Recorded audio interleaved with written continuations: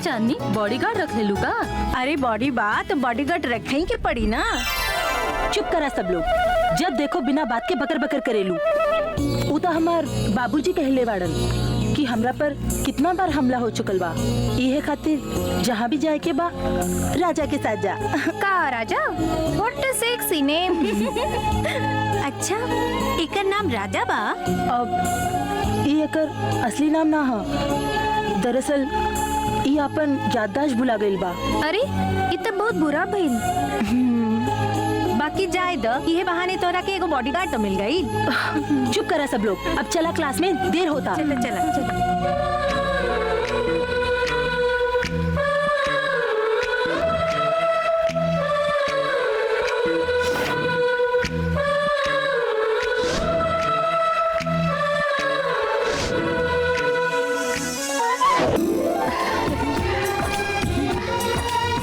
भगवान करे तू लोगन हमार सिर ऐसे ही ऊंचा करा।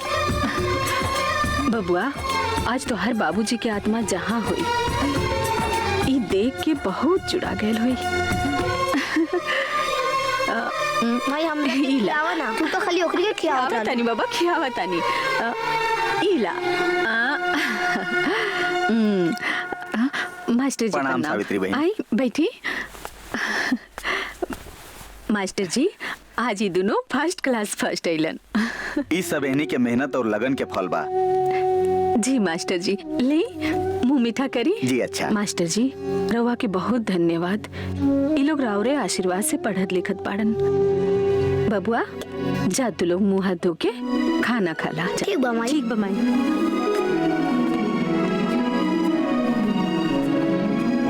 सावित्री बहन, सुख दुख तो एक सिक्का के दो पहलू है। दुख के बादल केतनो गहरा होके उ छंट जाला और सुख के रोशनी अपने आप निकल जाला। मास्टर जी, हमरा के आज भी उ रात याद बा। भाई हम लोग के खिलावा। अरे दम धरा खियाओ तू गाड़ी। भूख लागल बा। अरे खियावा तनी बाबा ला। सुना तरू, हम बाद में खा ले जाते नहीं, हरिया से मिले के बाद। अरे चुनाव उना वाला काम भी बड़ा लफड़ा ये काम बा हो। अरे रवा के तो हम पहले ही से समझावा तानी, ये चुनाव नाव के चक्कर में मत पड़ी। बाकी रवा के का ये गांव वालन चढ़ा देवे ने और रवा गाछी पर चढ़ जानी। अरे भाई तो का करबो, समाज में रहे के बा। सारा लोग यह चाहत रहे तो केकरा केकरा के मना करती। विक्रम सिंह का कोनो साधु समझता नहीं। अरे वो कोनो कुकर्म करी, बाकी वो रवा के चुनाव में ना जीते दी। हाँ अच्छा, तो एगो बात जान लियो, गांव भर के लोग हमरा फेवर में बा। एगो वोट विक्रम सिंह के नाम मिली। हाँ रघु भैया, का हो? मास्टर जी अपने गांव के चौपाल पे तोरा के बुलावत बाड़न। हाँ। चला होता नहीं, चला हम चलते नहीं हो। चलो बेटा, तू लोग खा लिया लो। इनकरा के कितनो समझावा, बाकी समझिए ना। ये चुनाव ना तो जेल मुहाल कर दे ले बा।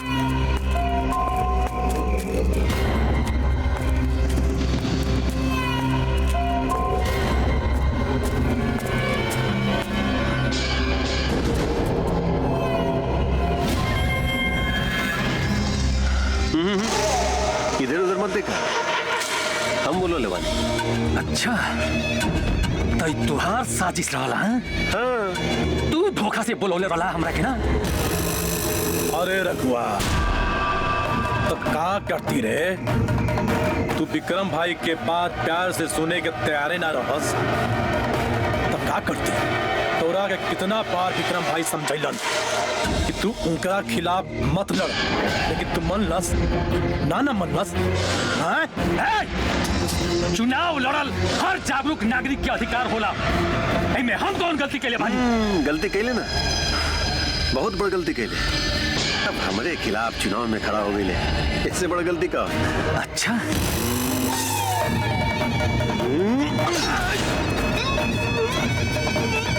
का रे, इलेक्शन ना लड़बे विक्रम भाई के खिलाफ? लड़बे ना? हाँ? हाँ? हाँ?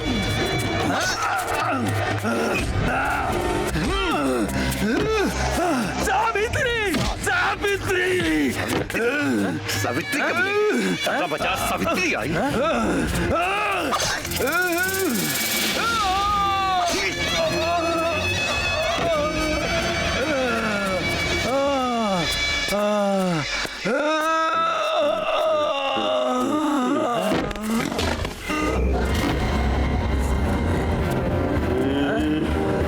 लड़ रहा बेटा।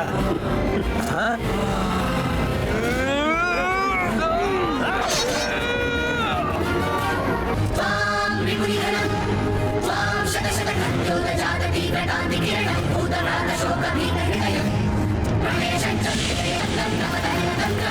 भौजी भौजी का नंदू बाबू तू इतना घबराइल का है बड़ा और इतना हपत का बड़ा?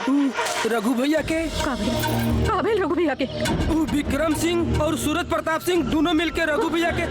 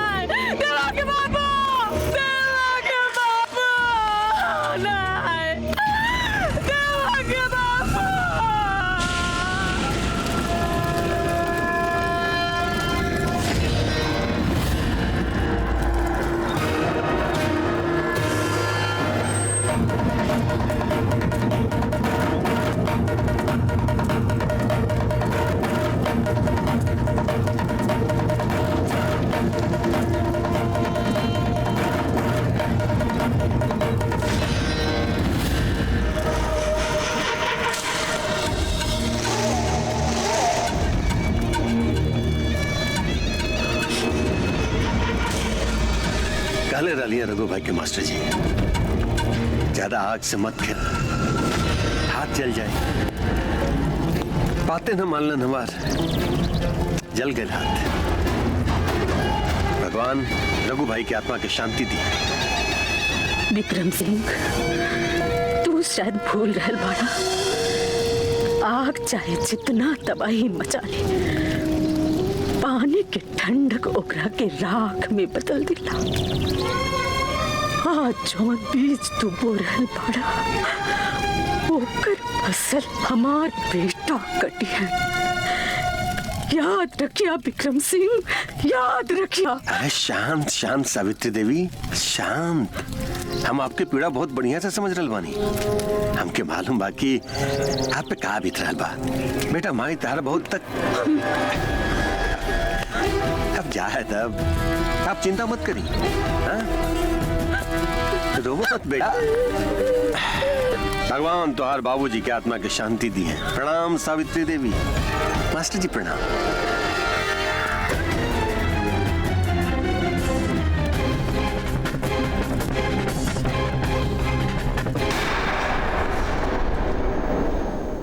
सावित्री बहन, तोहार दुख के दिन अब ज्यादा दिन तक ना रही। वो दिन जल्दी आई कि तोहार दोनों बेटा अपना बाबूजी के मौत के बदला वो विक्रम सिंह से जरूर लिहन। थोड़ा धीरज रख, समय के इंतजार करा।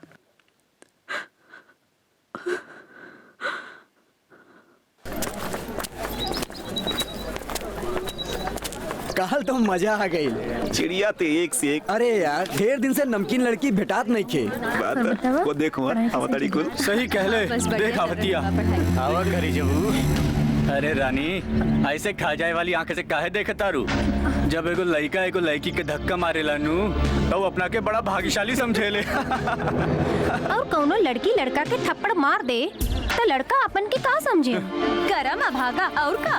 ए कोमल, तू बीच में मत बोला। बात हमरे और रानी के बीच में चल रहल बा। एकदम सही। क्यों कहले बा और किताब में पढ़ले भी बानी, जब दो आदमी बात कर रहे हैं तो तीसरे के बीच में बोले के ना। और तू का बाड़ी? चौथा के पचवा काहे? छक्का ना? कोमल, जबान संभाल के बोला। काहे? अपन बारी बहुत तीत लागता, और अगर इतना तीत लागत बा तो ऐसन हरकत काहे करत बाड़ो? ए रानी, मीठ बोले के उम्र बात तो मीठ बोला, कहे तीत बोला तारू। हाँ? और ये जवन तोहार होठ है ना, एकरा के देखले के बाद ऐसा लागेला कि शहद से भी मीठ होई। तो काहे एकरा के बोल के तू खट्टा करे तारू? तोहरा के तो कब्बो ऐसन स्वाद चखाई कि तू जीवन भर याद रखबे। अरे तो ऐसे मुंह लगौले रहबू ना तो कब स्वादो चख ले। ई ले, आजे स्वाद चख ले। बुझौ सा? चल उठ। का रंजीत, ऐसन गिरल हरकत करबे तो हमेशा गिरत रहबे, पड़ गिलनू गलत जगह पे लाग। देख ले ए, का देखबे हैं? चल भाग। कहू के देख ले। देखी। अरे कोमल, का भइल? आपन उहे चिचोरा हरकत से कबो बाज ना आवेला। आज की थप्पड़ याद रही। भाई ऐसन और बहन इतना सुशील, इतना सुंदर और बड़ा बाप के बेटी होके के बाद भी ओकरा अंदर कौनो घमंड नहीं थे।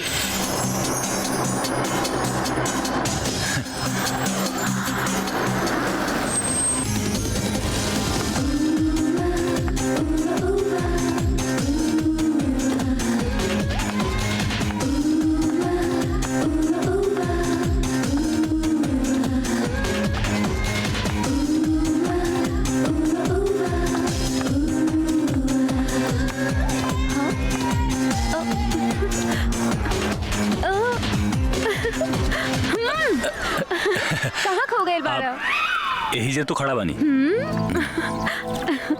सुनीता, हाँ? समझा दे अपन भाई के, एकदम बेशरम हो गइल बा। अगर ई रवैया रही ना। रहे दरानी, हम सब समझत बानी कि वो का कर ले हुई। ओकर गलती खातिर हम माफी मांग रहल बानी, लेकिन लागता बाबूजी से ओकर शिकायत करे के ही पड़ी। देवा, विष्णु कहाँ बा? के भैया? अरे वो तो 1 घंटा पहले ही कॉलेज आ चुकल बड़े। 1 घंटा पहले? बाकी कहीं दिखत त ना बड़े। काहे? रोज देखे के जरूरी बाका? अरे विष्णु नाम भैला से भगवान थोड़े हो गए ले। अरे देवा, और केहू खातिर होके चाहे ना होके, इनकरे खातिर तो वो भगवान बैठेन। अच्छा। मामला इतना बढ़ गया बा, तो फिर जाके दर्शन कर ला। लेकिन कहाँ? अरे पढ़त हुई कहीं बैठ के एकांत में। अच्छा ठीक बा, ओके बाय। हेलो। अरे कोमल, तू ना हमार भूत। सही में? ना झूठ में। अब तो ठीक बा। का ठीक बा? 1 घंटा से तू यहाँ आइल बाड़ा, अगर हमके बता देता तो हमू आ जाती ना। तू आजी तू तो काम के बढ़े दे तू। काहे? हम तोहरे हाथ से किताब छीन लेती का? किताब नहीं छीन ले तू, बाकी किताब तो अपने आप हाथ से छूट जाए। देखा जी, इससे भी छूट रहा बा। देखा विष्णु, सब कॉलेज में पढ़े आवेला, बाकी हम तोहके देखे आइला, बस तोहके देखे। अहि दादा, ई हलवा तो पढ़ाई का हुई हो। सब पढ़ाई तो शादी के बाद पढ़ा दिया हमके। नजदीक बा। हाय रमेश। हाय कोमल। हाय विष्णु। का हाल बा? बड़ा दिन बाद दिखाई देता रहा, कहीं गई रहा का? हाँ, तनी तबीयत खराब हो गई रहे, अब ठीक बा। मजे में? हाँ बिल्कुल मजा में बानी। ओ कोमल, एग्जाम सर पे आ गइल बा, तैयारी हो गइल? हाँ, तैयारी पूरा हो गइल बा। एग्जाम देवे के या लेवे के? तैयारी दोनों की चल रहल बा, जवन हो जाए। हाँ हेलो। हाँ, हम आवत हई। अच्छा, स्पीकर फोन रहे? अब क्लासरूम में मुलाकात हुई, हम चलत हई। चलो। एगो तुहार भाई देवा बा, जे सुनीता से इतना प्यार करेला, और एगो तू बाड़ा जे प्यार के नाम से भागत फिरला। देवा, कॉलेज की पढ़ाई खत्म होके वाला बा। आज तू तो जानते बाड़ा, एक बार पढ़ाई खत्म हो जाए तो बाबूजी हमारी शादी करवा दी है। तब बियाह कर लिया। हाँ? अरे ई में खराबी का बा? देवा, हमेशा मजाक अच्छा ना लागेला। अरे हम मजाक कहाँ कर रहल बानी? अरे हम तो ये कह रहल बानी कि माई बाबूजी के बात मान के बियाह कर ला। केकरा से? हमरा से, सिर्फ हमरा से। सच? अरे भगवान तोहरा के सिर्फ हमरा खातिर बनौले बड़े। सावित्री बहन, पूरा गांव के लोगन के इच्छा बा कि यह बार मुखिया के चुनाव तू लड़ा। हाँ भाई। हाँ माई, गांव वालन के साथ साथे हमनियों के भी इच्छा बा कि ई चुनाव तू लड़ा। बाकी बेटा हम। सावित्री बहन, एकरा से अच्छा मौका ना मिली। सावित्री बहन जैसन अच्छा उम्मीदवार के हो सकेला। तोहार पुरान बदला चुकावे के मौका आ गइल बा। आखिर रावण आज खत्म तक करही के पड़ी। माई जब पूरा गांव कहता तो तू हाँ कह दे।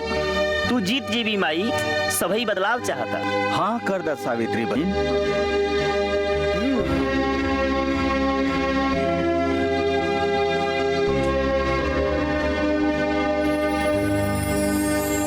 ठीक बा, हम तैयार बानी। ई भइल ना बात। सावित्री बहन जिंदाबाद, सावित्री बहन जिंदाबाद। विक्रम के खिलाफ चुनाव में खड़ा साली सरकार, ये हिम्मत ओकरे अंदर ओकरे सबोलवन के वजह से भइल बा। सब बोला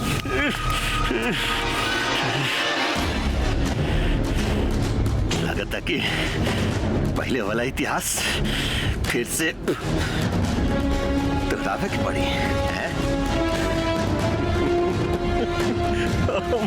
हम इस सोच के परेशान मानी कि उस साली के मन में ही बात आयल कैसे कि वो हमरा खिलाफ चुनाव लड़ी। हमरा खिलाफ चुनाव लड़ी। हमरा 20 साल के जीत के हार में बदल दी साली। छोट मुंह बर्बाद सरकार, अब वही के माहौल पहले से बहुत बदल गई बा। यही से अब इतिहास दोहरावे के समय नहीं के। ऐसा करे से गांव वालों के दिल में रउआ के खिलाफ बगावत बढ़ जाई। चुनाव लड़े के खातिर चुनावी हकंडा अपनावे के पड़ी।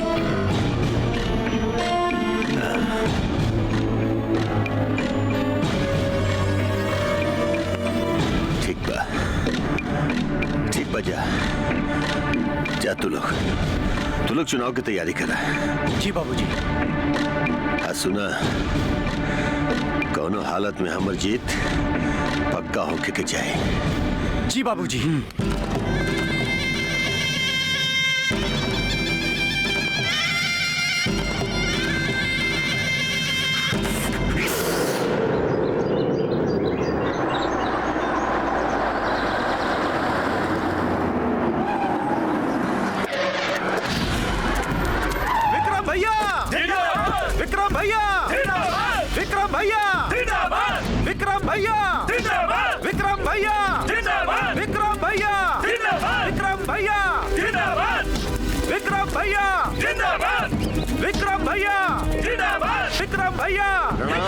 प्रणाम प्रणाम विक्रम बाबू जी। आई बैठी।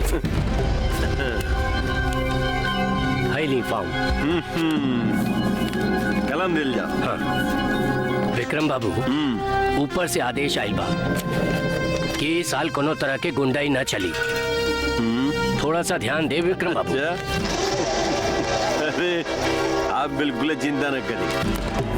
हुए जे विक्रम रचिता का। सावित्री देवी जिंदाबाद, सावित्री देवी जिंदाबाद, सावित्री देवी जिंदाबाद, सावित्री देवी जिंदाबाद, सावित्री देवी जिंदाबाद, सावित्री देवी जिंदाबाद, सावित्री देवी जिंदाबाद, सावित्री देवी जिंदाबाद, सावित्री देवी जिंदाबाद, सावित्री देवी जिंदाबाद, सावित्री देवी जिंदाबाद, सावित्री देवी जिंदाबाद, सावित्री देवी जिंदाबाद, सावित्री देवी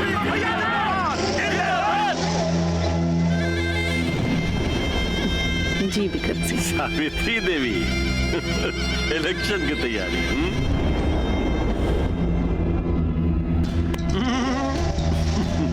बधाई हो, बहुत बधाई हो। जा नॉमिनेशन के पर्चे भरा। जा।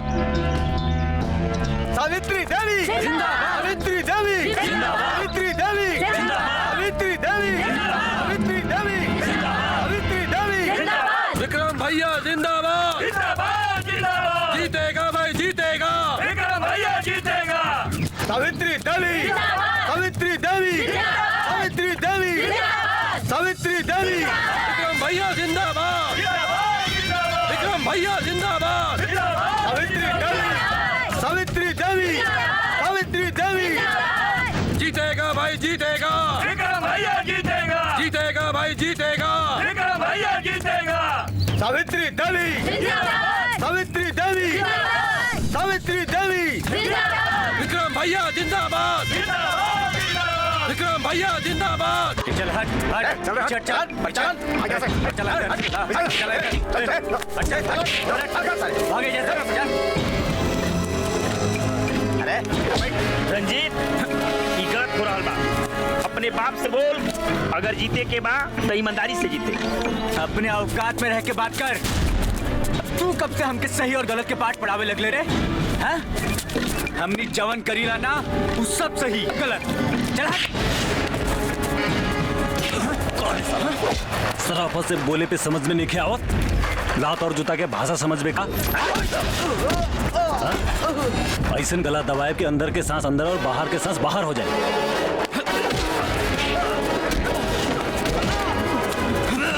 विष्णु भैया आओ वोट डाला। चलो वोट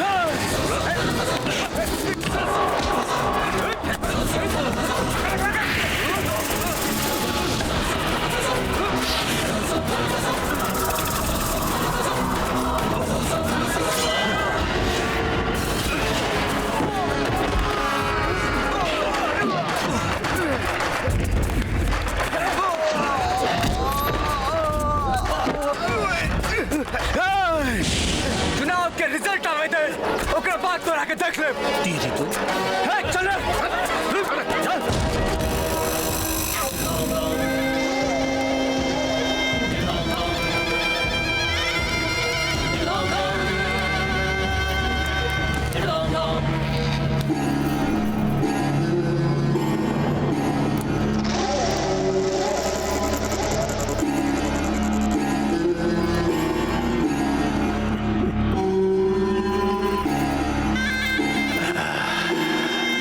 ठीक ही कहल जाला, जब आदमी के सर पे मौत मंडराए लागेला तो ओकर छटपटाहट कुछ ज्यादा ही बढ़ जाला। ठीक न कैलो, ठीक न कैलो सावित्री देवी, अपना हाथे अपन जीवन की रेखा मिटा दिले तू। अब तो शायद भगवान भी तेरा बचा न सकेलन।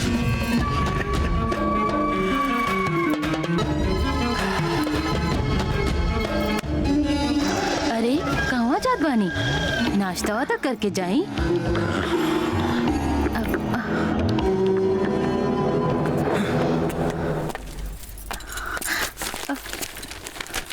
विक्रम सिंह सावित्री देवी से पराजित का भइल बिटिया?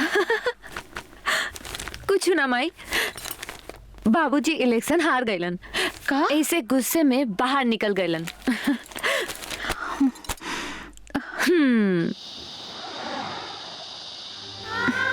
हम तो हर बात समझत बानी सुनीता, बाकी हमू तो उसे कम प्यार ना करीला। तू भी हमरा बात समझे के कोशिश कर। अरे तोहार बाबूजी हमार प्यार के कब्बो स्वीकार ना करी है। काहे काहे स्वीकार न करी है? का तोहर हाथ पैर सलामत नहीं खे? का तोहरा में कोनो ऐब बा कि तू पढ़ल लिखल नहीं खा? कि तू कोनो बौराहा बकलौल बाड़ा? अरे ना सुनीता, वो सब बात नहीं खे। हमरा में जून ऐब बा वो सब तोहरा नहीं खे लौकत। और तोहर बाबूजी ऐसा ऐब वाला लड़का से तोर बिहा कब्बो ना करिहन। अच्छा वो कौन ऐप बा? तनी हम भी तो जानी, तनी हमरो के भी समझावा कि वो ऐप अभी तक हमरे नजर में काहे ना लौकल।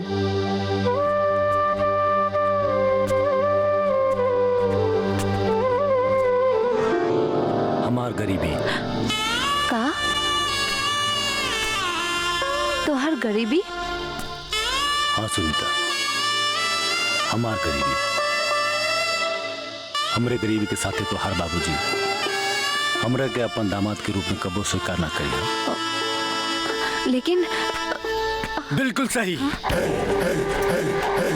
आदमी के अपन औकात कबो ना भुलाए के चाहिए। हमें ई बात के खुशी बा कि देवा अपने औकात में रह के बात कर रहा बा। और बाकी दीदी तोरा के दू कौड़ी के आदमी से ब्याह करे के लालसा कब से जागेल बा? रंजीत, चिल्लाए के कवनो जरूरत नहीं खे।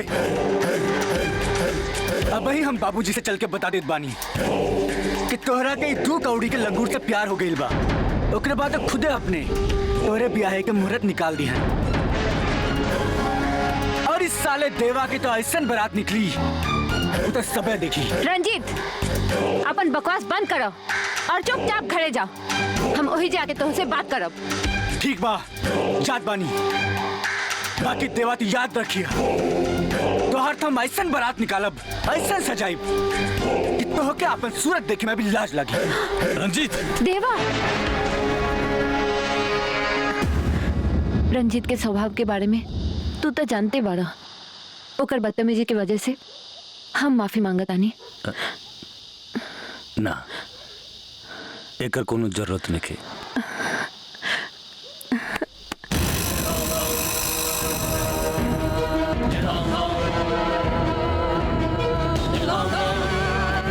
सुनीता, कहाँ से आवत पड़ो?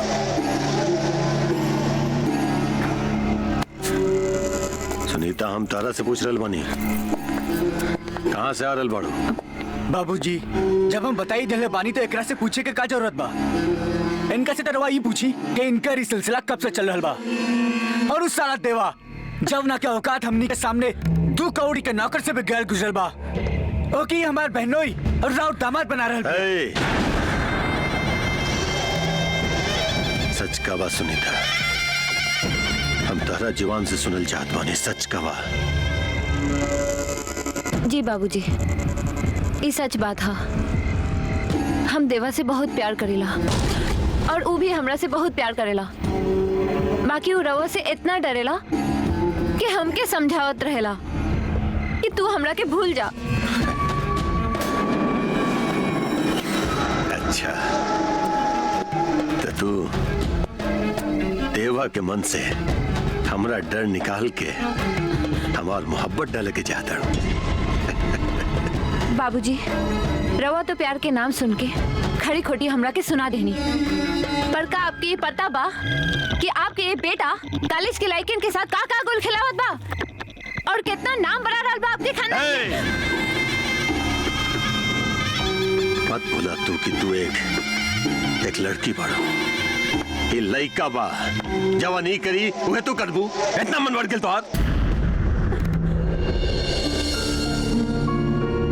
एकरा से पहले की हमारा गुस्सा के पहाड़ तारा ऊपर टूट पड़े, तू जा जाओ यहाँ से। सुनी जी, सयान लड़की के ऐसा ना डांटल जाएला, हम ओका के समझा दे। जा समझावा।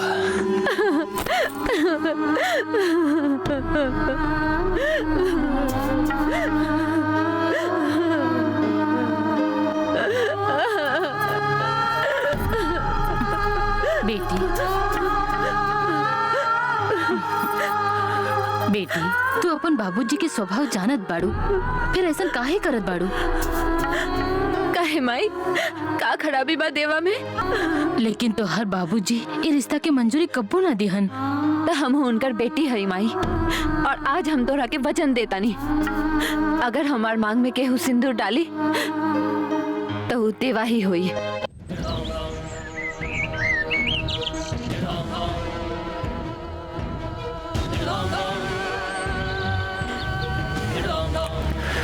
मैनेजर जी सरकार।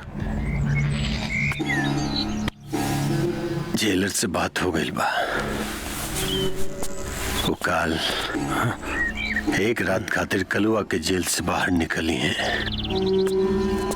बस समझ ला कि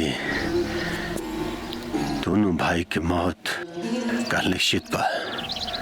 और रंजीत जी बाबूजी, तोरा वहां जाए के कोनो जरूरत नहीं है। जी जी सरकार, राउर रणनीति और चुनाव उस ससुरन के सबक सिखाइल बहुत जरूरी हो गई बा।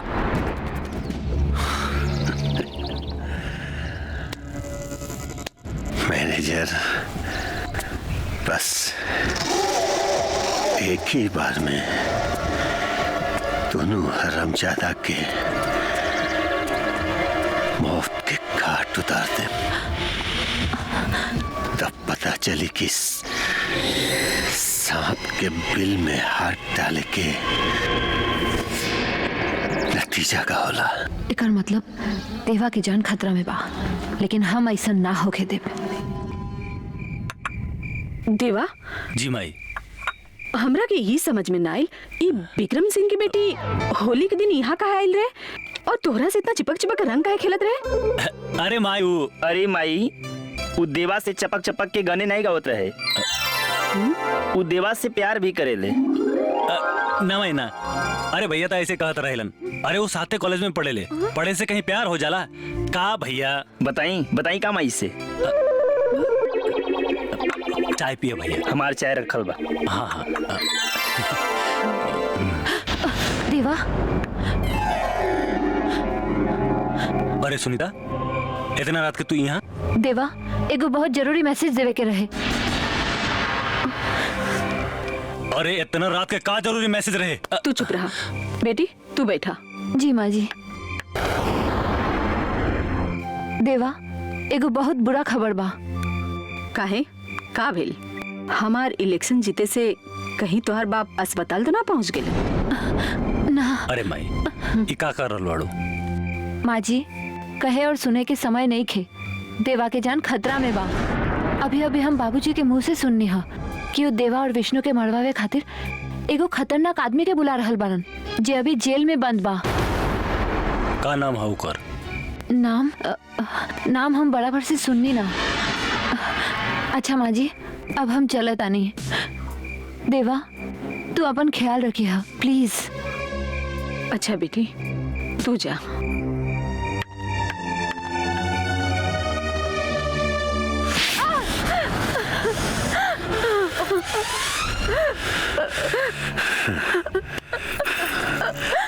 वाह, अरे जब जहाँ पर बेटी ही दुश्मन के गले मिल जाए, बाप बेचारा करे भी तो क्या करे?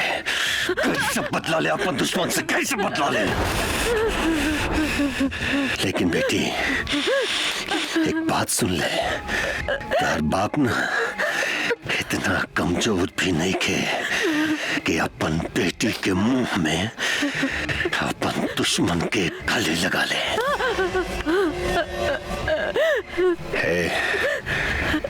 ले जो दिख रहा। चलो बेटी, चलो। हमरा बुझात बा कर शादी जल्दी ही करे के पड़ी, वरना ही लड़की हमरा जरूर कोनो चक्कर में डाल दी।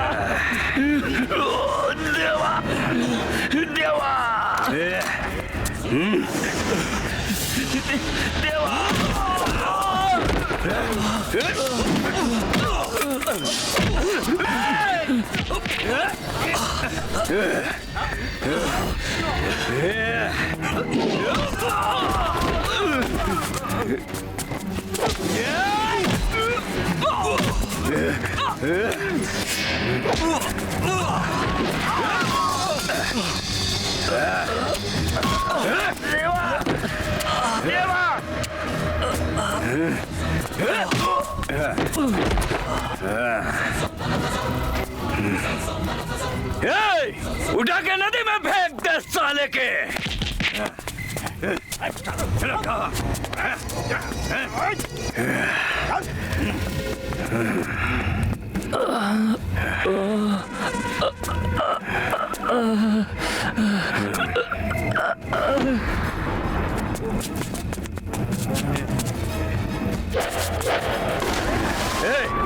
एकरा कभी उठा के फेंक दे साला के। पुलिस भाग। पकड़ा साला सबके, पकड़ो।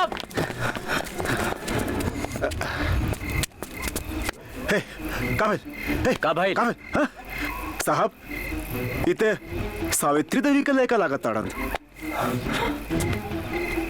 फटाफट इनका जीप में डाला और हॉस्पिटल ले चला। लेकिन साहब मारे वाला तो भाग गए सर। भाग के जाई है कहाँ? उनका छिपे खातिर ये धरती कम पड़ जाए।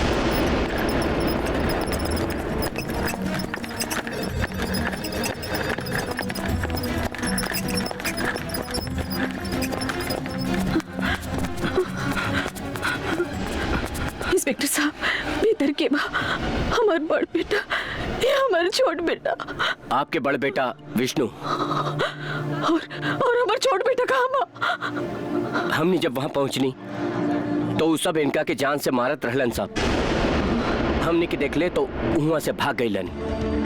हो सकेला कि वो देवा की जान से मार देले होके या फिर ओकरा के जान से मारे खातिर ले गईल होके।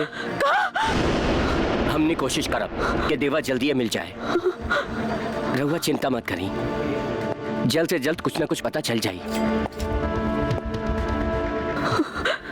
डॉक्टर साहब हमार बेटा कैसन बा? घबराए के कोनो जरूरत नहीं है, अब खतरा टल चुकल बा। इंस्पेक्टर साहब कुछ भी हो जाए हमार बेटा के ढूंढ निकाली। सावित्री देवी रहुआ निश्चिंत रही।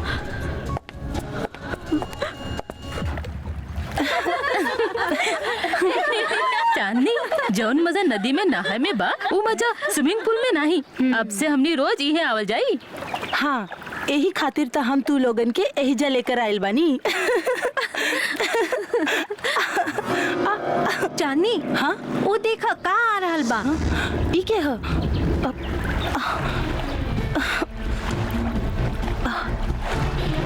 अरे संभाल के,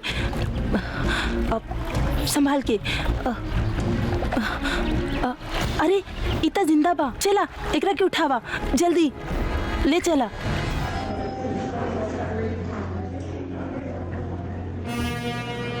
करौआ हमला करे वाले के पहचाना तनी?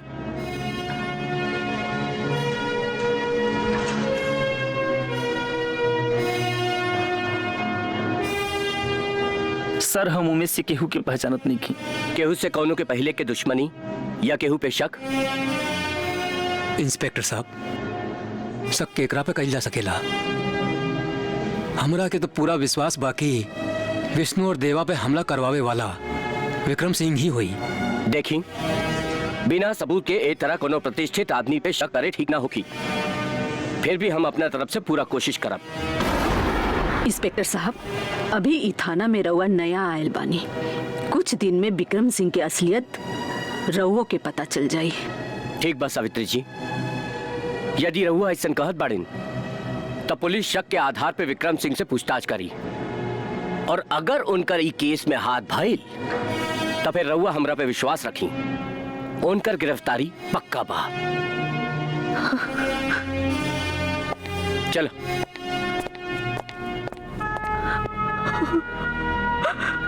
विष्णु हमार देवा कहाँ हुई रे?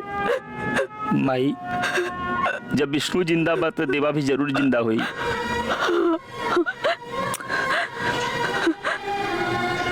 हमरा के विश्वास बा हमार देवा जिंदा हुई।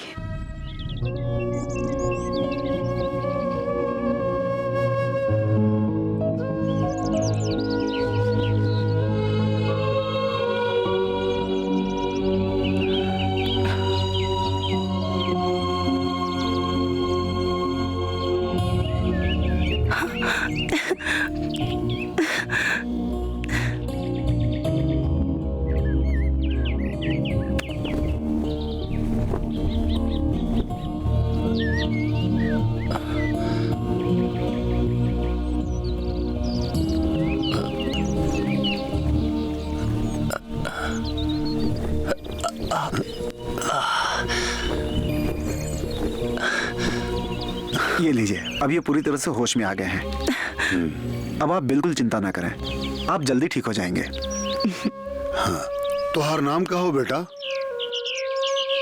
और तुहार घर कहाँ बा? हमनी के बता दे, हम तुहार घर वाला के खबर कर दे। हमार नाम? हाँ बेटा, तुहार नाम का बा और तुहार घर कहाँ बा? हमार नाम का? हमार घर?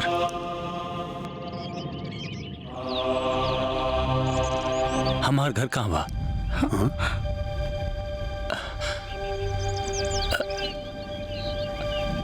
आप लोग के बानी? डॉक्टर साहब, ये ऐसी बातें क्यों कर रहा है? मुझे लगता है सर पे ज्यादा चोट लगने की वजह से इनकी याददाश्त चली गई है। क्या? का? हाँ बेटा, ई चांदनी बा हमार बिटिया। हे तोरा के बेहोशी की हालत में गंगा किनारे से लायल रहे। तू चिंता मत कर बेटा, आज से ये हमार घर तोहरे घर बा और हमनी सब तोहार घर वाला।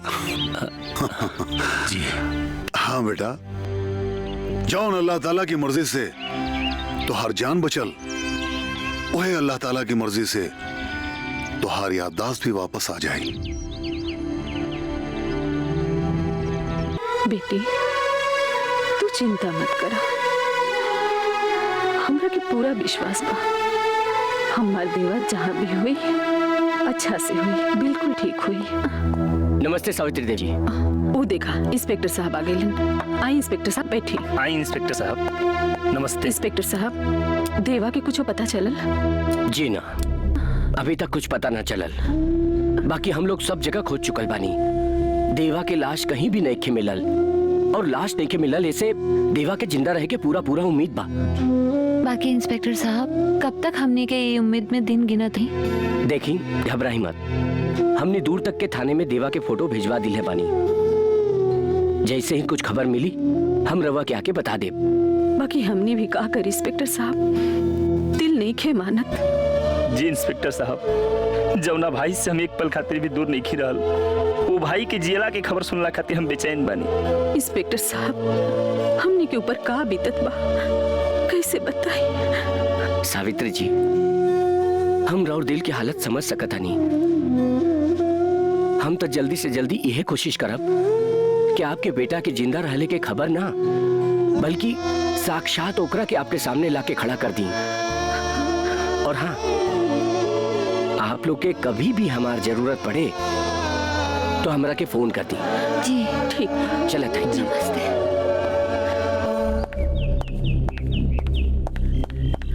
अम्मा जी, हमार दिल बोला था कि हमार देवा जहाँ भी हुई ठीक हुई और भगवान बहुत जल्द उनकरा के हमने के पास भेज दी है। हाँ।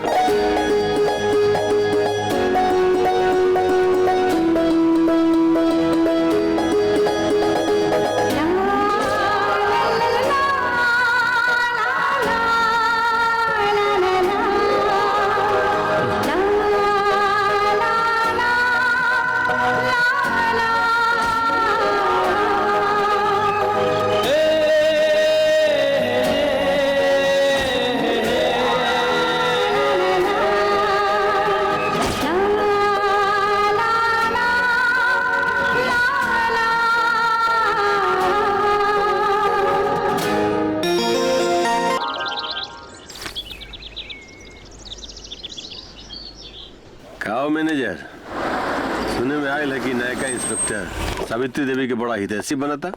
सरकार, शैतान के नाम ले ली और शैतान हाजिर।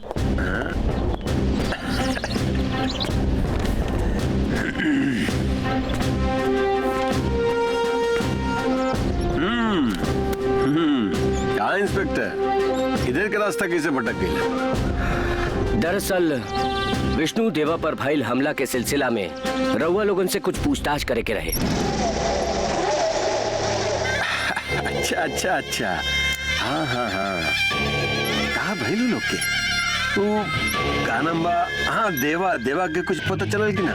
और विष्णु, ओकर तबीयत कैसन बा? देवा के तो कुछ पता ना चलल, बाकी विष्णु ठीक बा। और ओकरा सिलसिले में आपसे कुछ बात करे के बा। अरे अरे हाँ पूछी पूछी भाई, पूछी का पूछी के बा।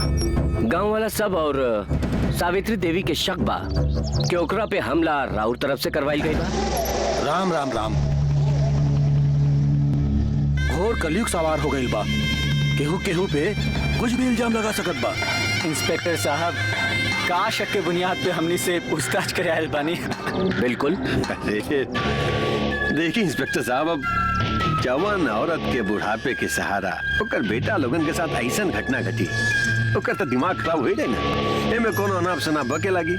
अब ऐसन हालत में अगर हमरा ऊपर इल्जाम लगा दिलस, एमे कोनो घबराए के बात नहीं के, होत रहला हो। ठीक बा विक्रम बाबू, अभी तो हम चलत हनी, बाकी फिर मुलाकात हुई। यदि सावित्री देवी के शक सच भइल ता इंस्पेक्टर साहब तो का करब?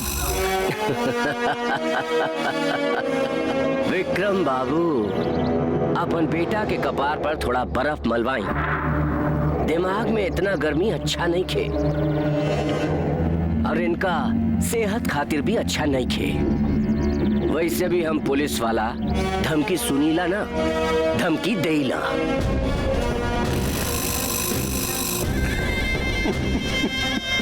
चला इधर बैठ बैठ। अरे जब हम बानी तो तारा इतना टेंशन लेने की जरूरत नहीं है। जी बाबू, दिमाग ठंडा रख। चांदनी, शक्ल सूरत से लेकर संस्कारी लगा था। अपन यादाश्त खो जाए से ये अपन नाम पता सब कुछ भुला गई बा। काहे ना एगो एकर नाम रख दिया जाए। आज से एकर नाम राजा है। राजा, सुनो बेटा, आज से हमने तोहके राजा कह के बुलाई। ठीक बा। अच्छा तब बतावा का है तोहर नाम? राजा। देखनी डैडी, इनकरो भी इनका नाम याद हो गई। राजा।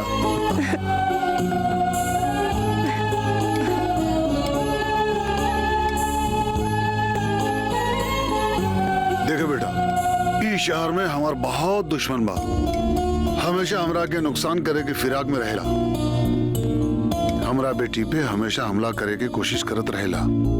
ए खातिर हम चाहतनी कि तू हमार बेटी के साया बन के रहा। जी। तो ठीक बा बेटी, तो आज के बाद तू कहीं भी आईबू जेबू राजा के साथ।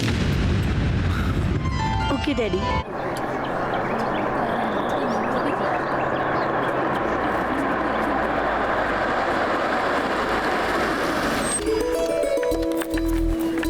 हाय चांदनी। हाय। चांदनी जी, हम 5 बजे गेट पे पहुंचे। ठीक बा। कभी भी कोनो प्रॉब्लम बुझाई तब फोन कर दे, पलक झपकते ही पहुंचे।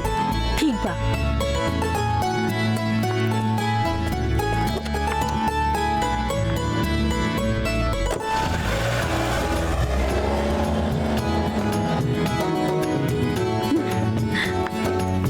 का चांदनी, बॉडीगार्ड रख ले लू का?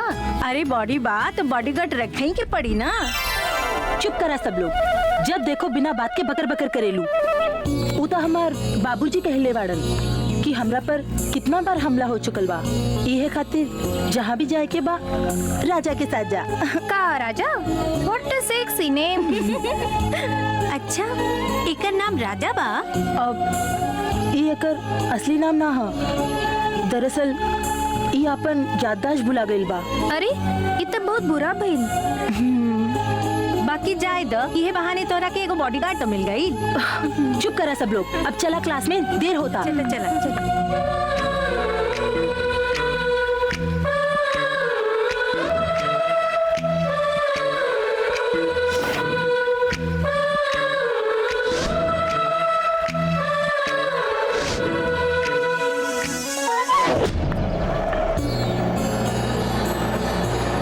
अरे रुका रुका, जल्दी रुका, हमरा के गोलगप्पे खाए के बा।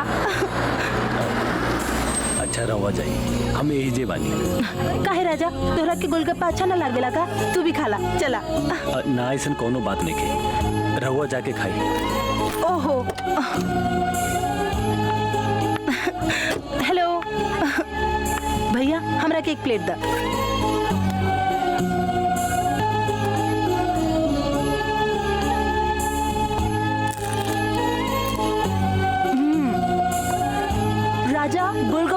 बढ़िया बा, आजा।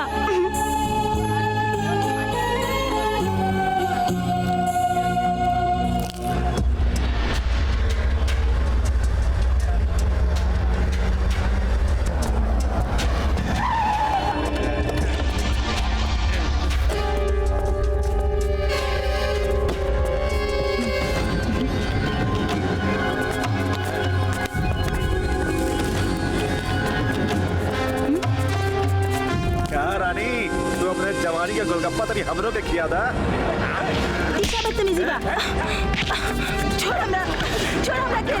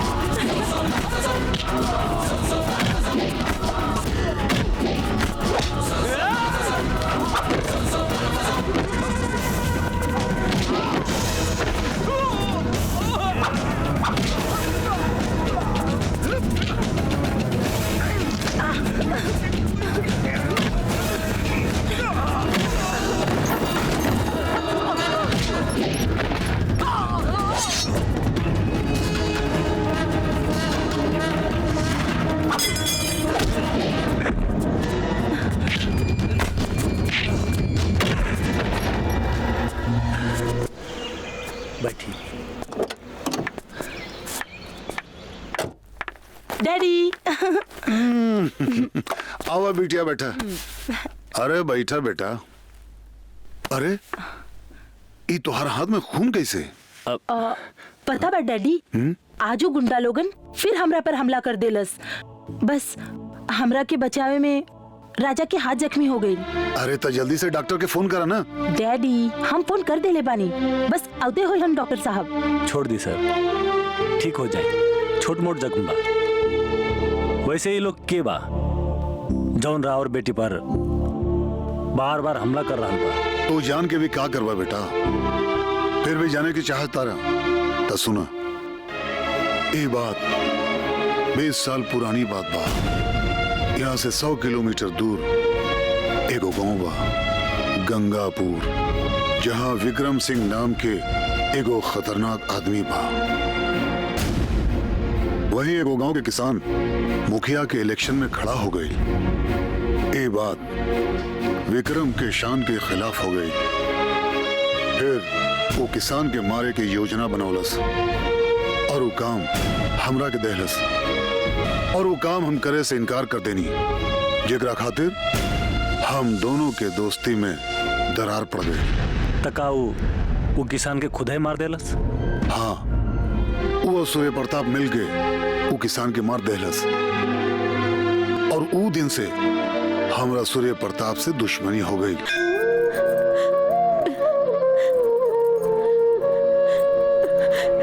हे भगवान, हमार देवा जहाँ भी होके उनकरा के सलामत रखी। अगर उनकरा के कुछ हो जाए तो हम यह समझब कि आप पत्थर बानी और आप में कौनो शक्ति नहीं के। हमार देवा के जल्द से जल्द कोनो पता चल जाए भगवान, कोनो पता चल जाए। बेटी, हम एगो माई होके अपन मन के तसल्ली देत रहनी, हमार बेटा जिंदा बा। पर आज तुम्हारी प्रेम और विश्वास देख के हमार विश्वास और बढ़ गई कि हमार देवा जिंदा बा।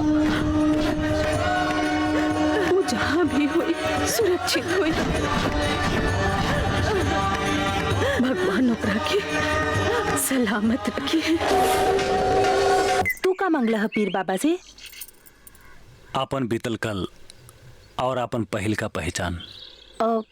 अच्छा, हमरा खातिर कुछ ना मंगला हा? पहले आप बताएं, हमरा खातिर का मंगनी है? अब हम तोहरा खातिर तोहार पसंद की दुल्हन मंगनी है। हमरे खातिर दुल्हन, और वो भी हमार पसंद के? हाँ राजा, तोहरा के तोहार पसंद की दुल्हन मिल जाई, ऐसे बढ़ की खुशी हमरा खातिर और का होई। आप बहुत निक बानी, यही से हम आपके बहुत पसंद करेला।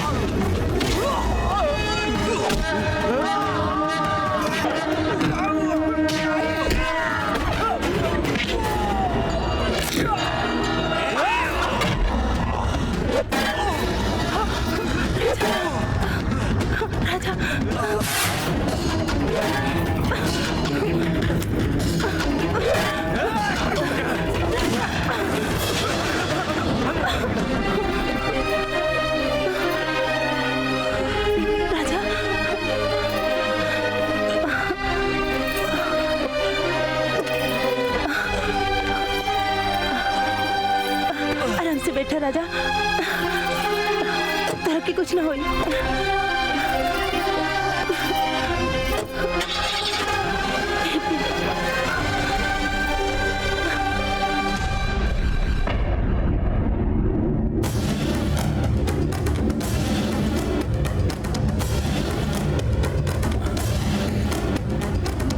हम यहाँ कैसे आ गई और आप लोग के बने? राजा, राजा हम तोहरा से बात करत बानी। अरे राजा, तोहरा के चोट लग गई ना, एहे से चांदनी घर लेके आ गई। अरे राजा के बा, और आप लोग हमके राजा कह के काहे बुलावता है? अरे हमारा नाम देवा है, देवा। बेटा तुम अपने दिमाग पर जरा जोर डालकर देखो, तुम्हें सब कुछ याद आ जाएगा और तुम इन लोगों को पहचान भी सकोगे।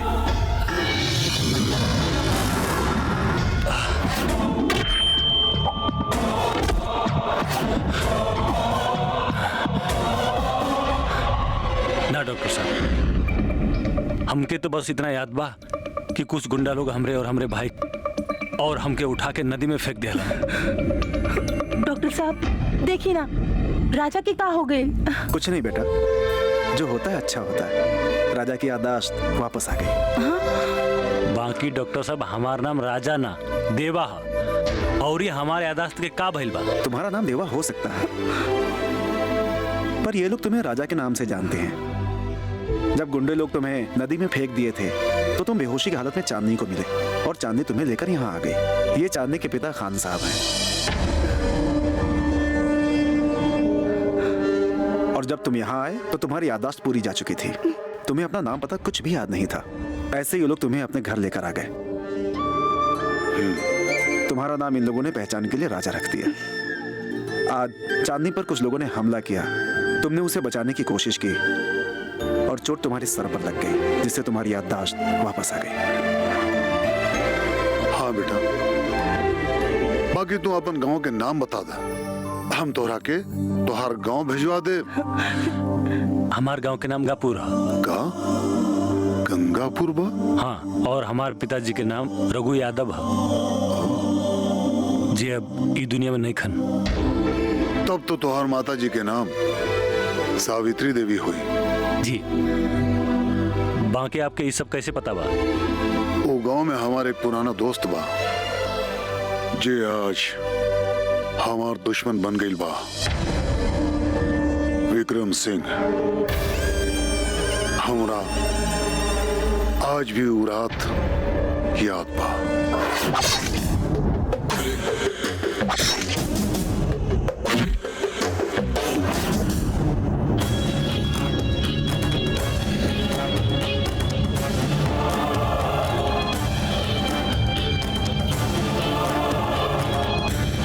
अरे हम आज तक यही जानत रही कि हमार बाबूजी के मौत एगो एक्सीडेंट में फैल रहे। तानी माई हमसे ये बात काहे छुपोल?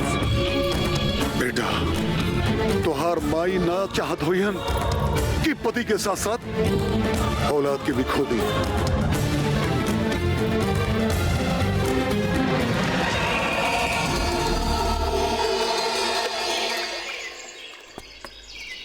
राजा, हम तोहरा से कैसे कही कि जब से तू राजा बनके हमार जिंदगी में आइला, हमरा जिंदगी में खुशियां ही खुशियां आ गई। पता ही ना चलल कि हम कब तोहरा के अपन दिल लेनी। ना चांदनी, ऐसन मत कहा। आपके हमार जिंदगी पर बहुत एहसान बा। आप हमरा के बचौले ना रहती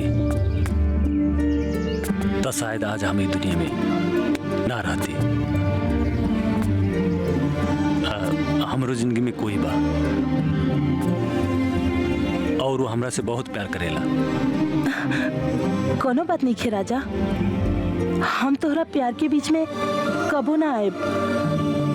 और वैसे भी तोहरा पर पहला हक ओकर बा।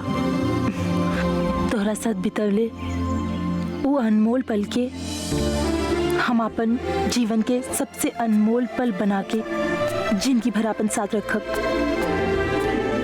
अच्छा बेटा, जाने अनजाने में कोनो कमी हो गई हो तब बुरा मत मानिए। अरे बाबूजी, ऐसन कह के हमरा के शर्मिंदा ना करी। अच्छा बाबूजी, चलता नहीं। अरे बेटा खुश रह। ठीक है जा बेटा।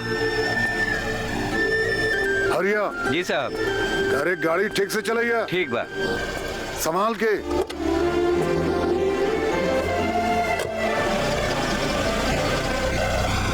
चला बेटा।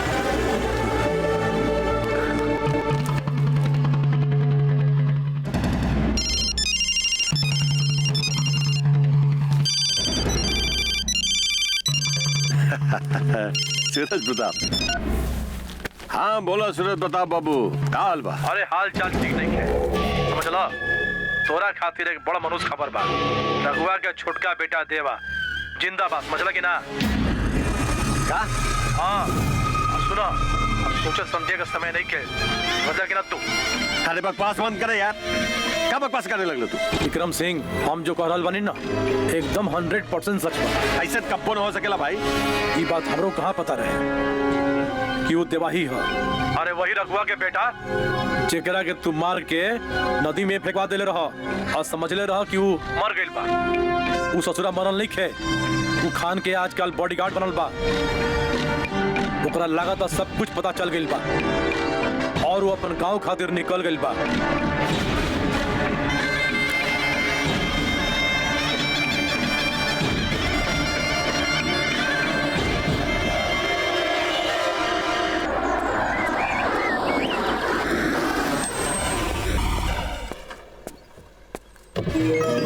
अरे देवा, अरे देवा, तू वापस आ गई ना। देवा वापस आ गई ना। चाची, चाची, एगो बहुत बड़ खुशखबरी बा चाची। तब बोल ना, कौन खुशखबरी बा? अरे हमरे देवा भाई आ गई ले चाची, आ गई ले।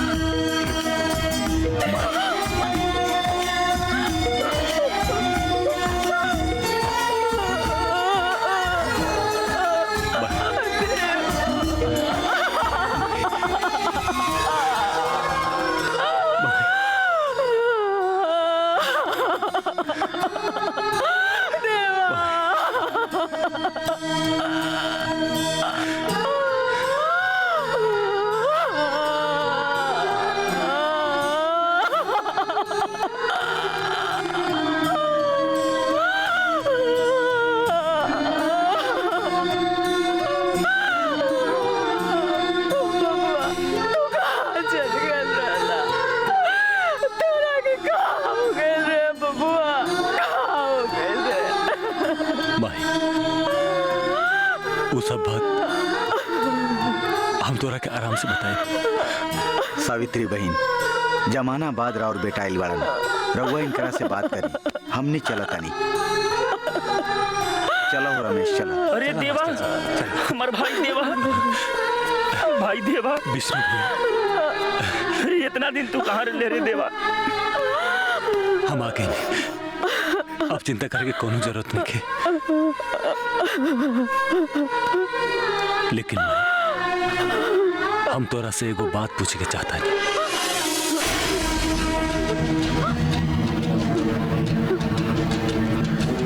हमार बाबूजी के मौत कैसे फैल रही?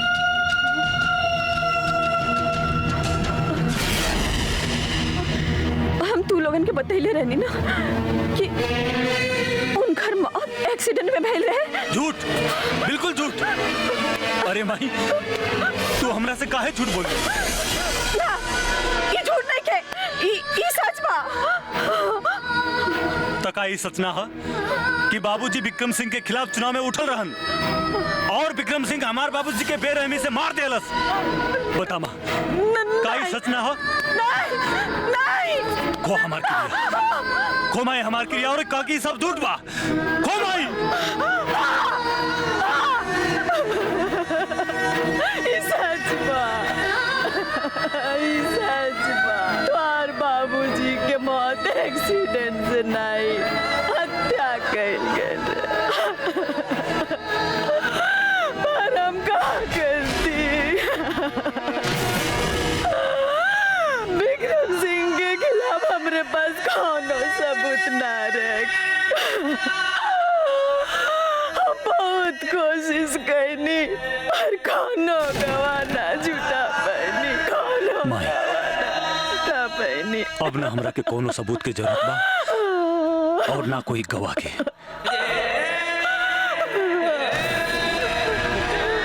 विक्रम सिंह के सजा मिली, जरूर मिली। जौन हमार बेकसूर बाबूजी के बेरहमी से मार देलस, हाँ भाई, ओकरा सजा जरूर मिली। हाँ भाई। का भइल जी? सूर्य प्रताप सुनीता से अपन लेगा के सगाई करे से इनकार कर देली का? चाचा जी, एगो बुरा खबर बा। देवा जिंदा बा और वो घरे आ गइल बा। बकवास बंद कर। आ गया खुशखबरी सुनावे की जिंदाबाद जिंदाबाद, हमें सब पता बा। देवा जिंदाबाद।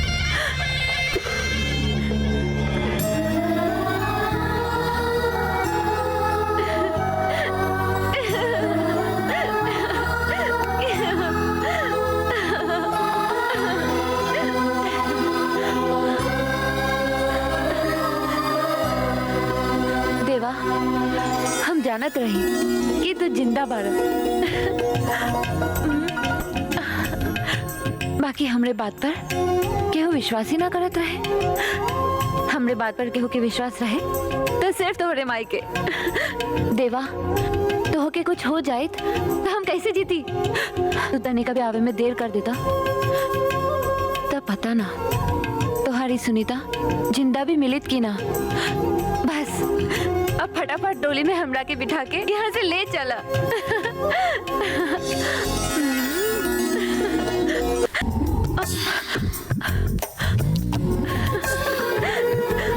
देवा, देवा, रुक जा। देवा, कहाँ जात बाड़ा? देवा,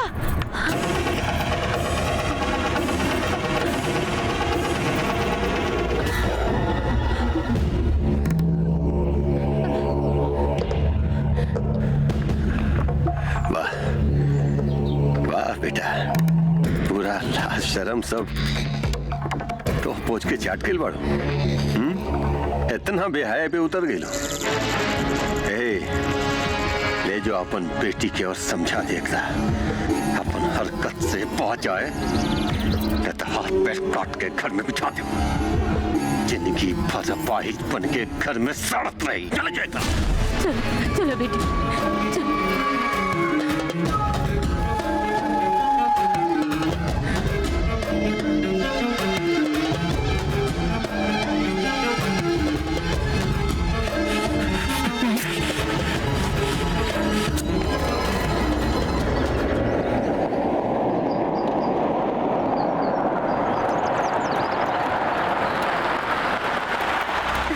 जल्दी से आ जाइए बेटी।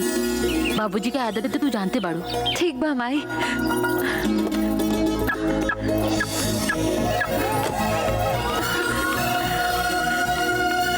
देवा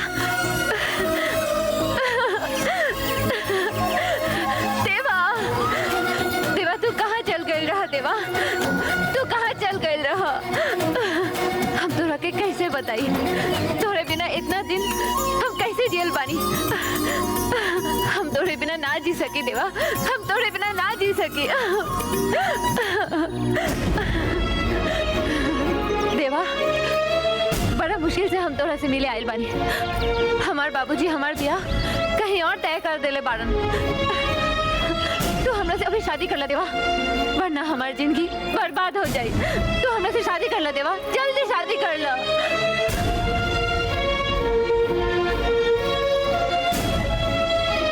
तू कुछ बोला कहीं नहीं खा देवा। का बोली हम? अरे का बोली हम सुनीता? जौन आदमी हमार माए के मांग के सिंदूर मिटा देले होके, अरे ओकरा बेटी के मांग हम सिंदूर से कैसे भरी? का मुंह दिखाए हम अपने माई से, अपने बाप के आत्मा से, और का मुंह दिखाए हम अपने आप से? देवा ये सब तू का कह रहा बाड़ा? हम कुछ समझ ली ना। तू समझ के का करबू? तू समझ के भी का करबू सुनीता? तोर बाबूजी हम दोनों भाई पर हमला करो ले, वो कोनो नई बात नहीं के।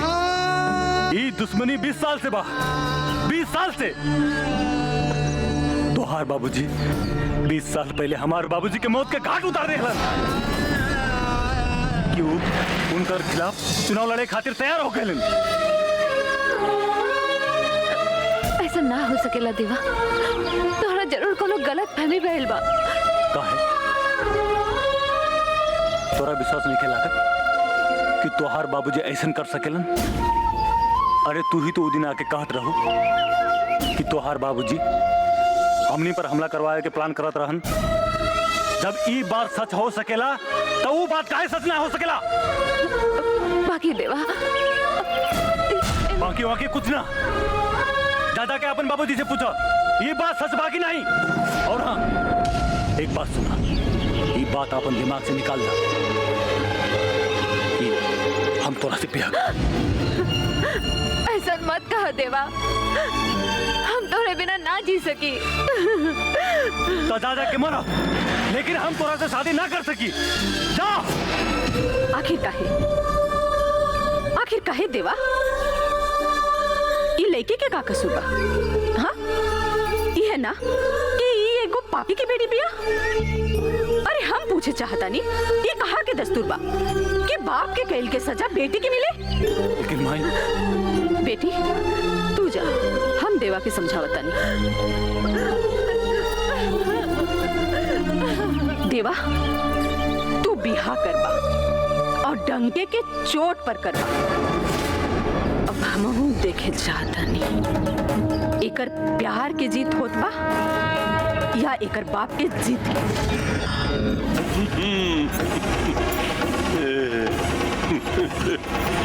मजा है, अब मजा है साले।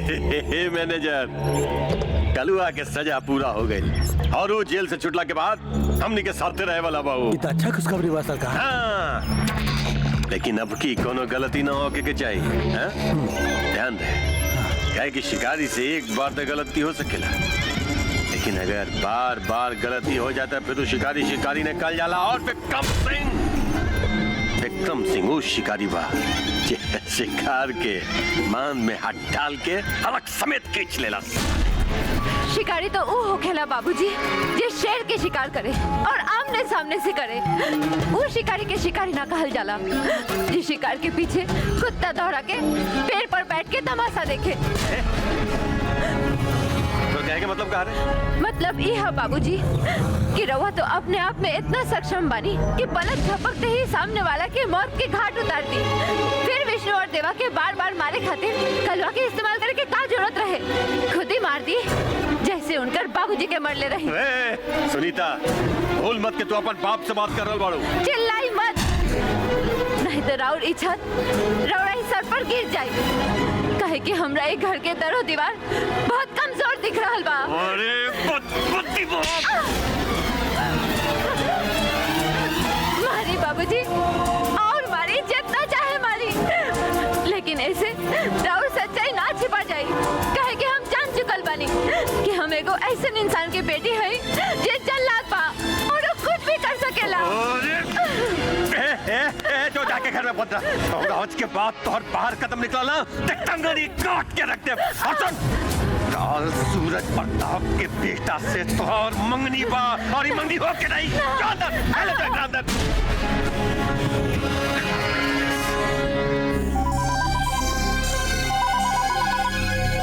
विक्रम भाई, बोला विक्रम भाई।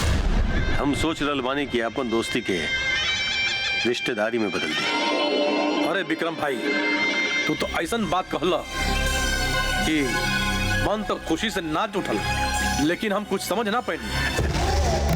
अरे भाई, हम चाहते कि तुहार बेटा के अपन दामाद बना ले। बोला।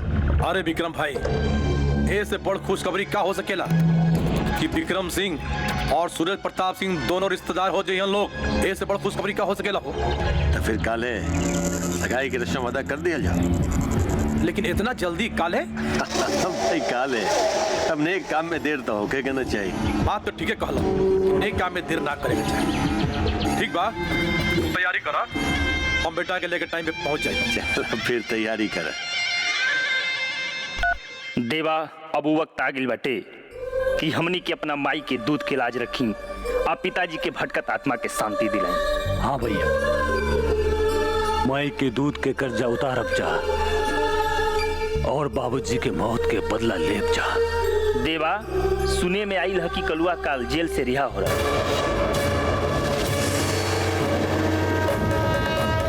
देर तक कलवा से काल जरूर मिलेगी पड़ी।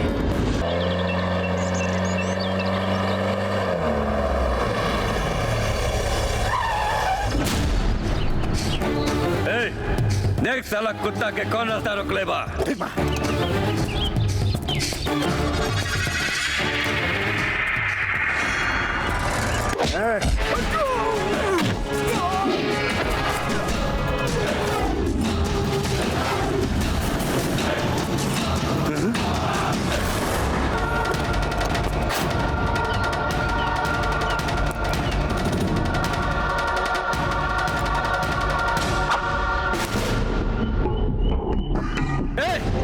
जाके मार साला के।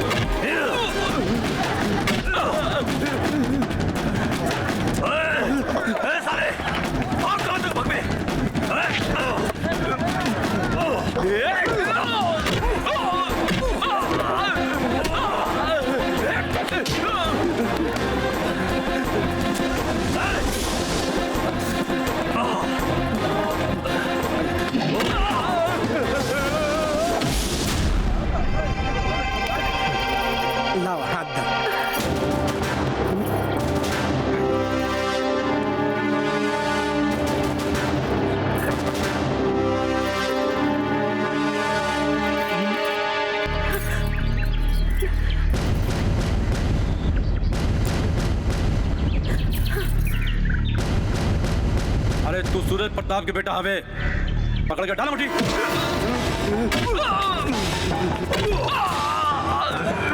साले हमनी के हमला के लिए रहे ना।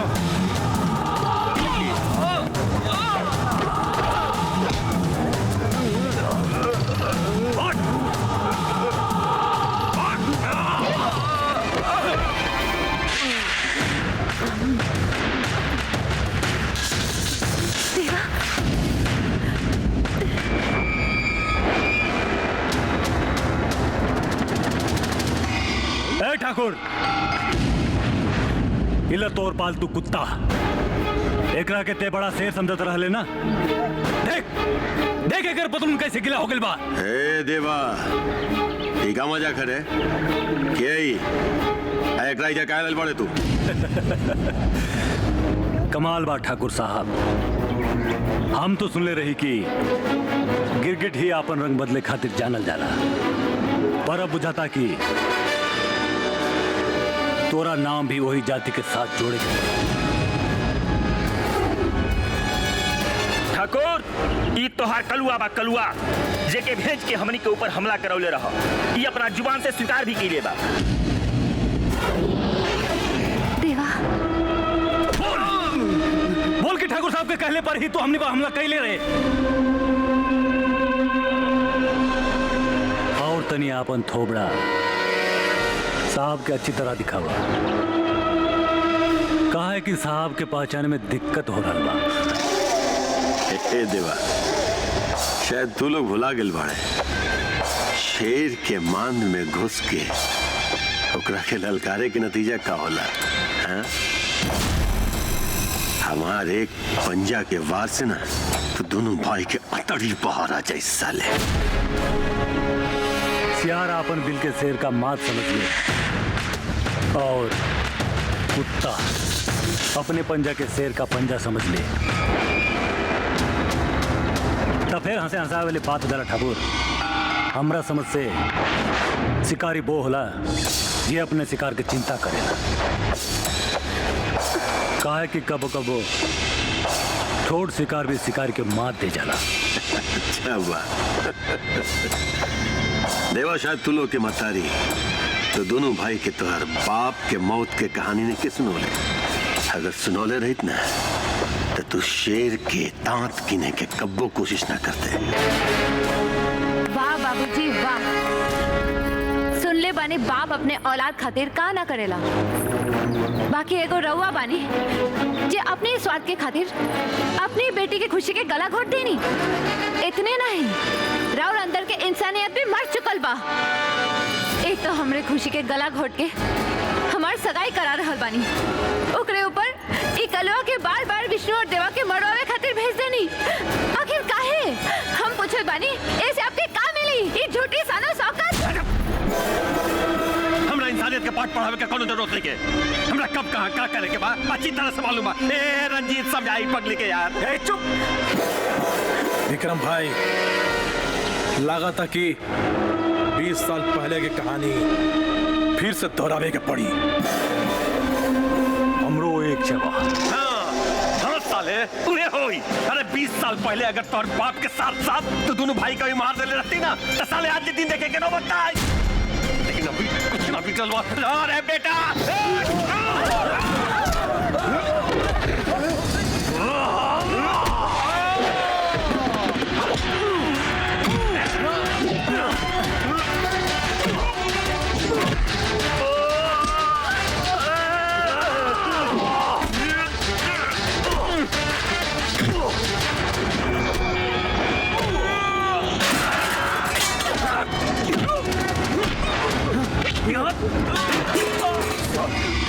Oh!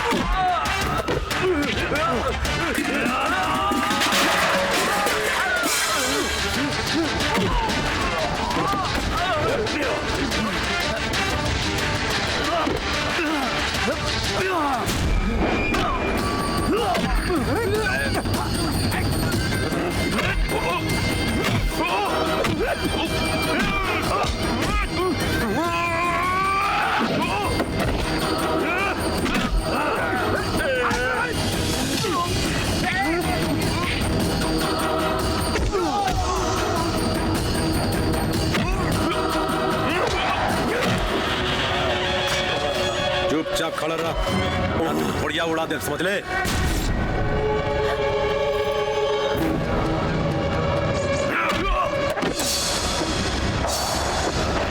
रामी के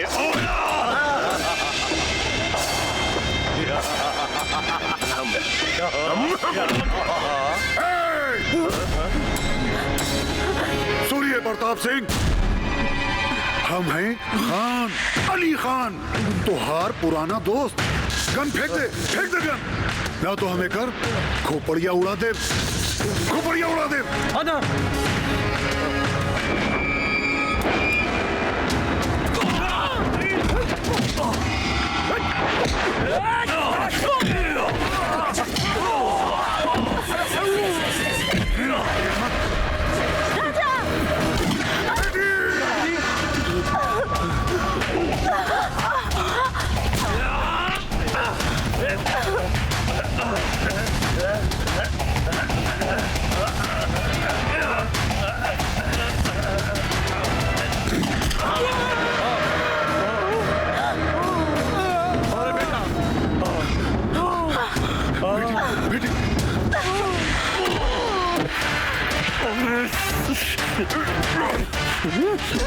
बेटा,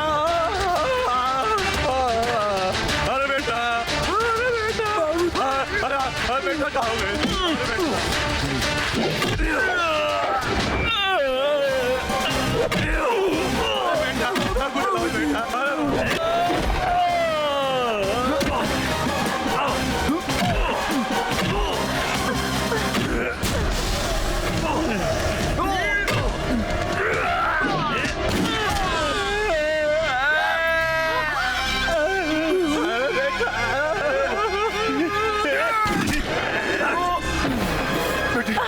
कुछ ना हो राजा।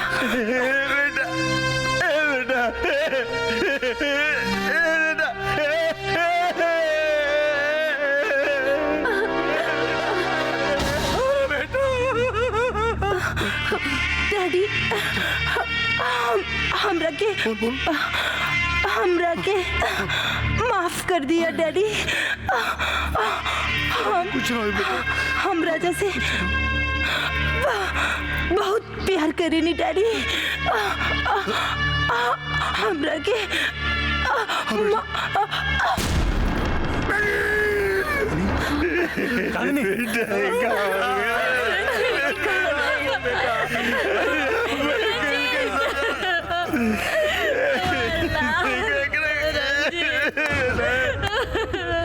विक्रम सिंह, सूर्य प्रताप सिंह, देख ले कुदरत के इंसाफ। पाप और पुण्य के फैसला यही धरती पर होला। जे जैसन बोएला ओइसने काटेला। तू हमार निर्दोष पति के मरले रहे और भगवान तू लोगन के हाथे तोर बेटा के मरवा देलन। देख ले कुदरत के इंसाफ।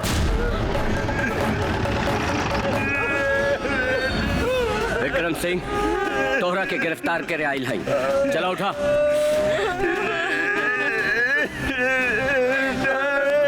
इंस्पेक्टर साहब, रुक जाइए। ई पापी के 1 मिनट खातिर मोहलत दे दें।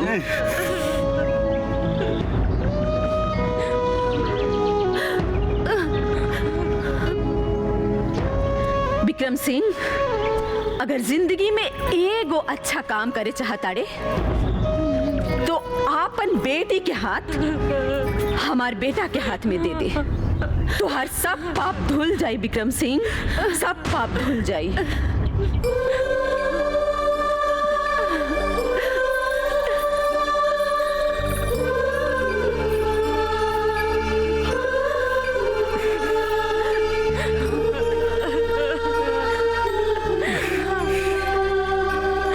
एक बेटी मर गई तो का भाई, हमार दूसरा बेटी जिंदा भी है।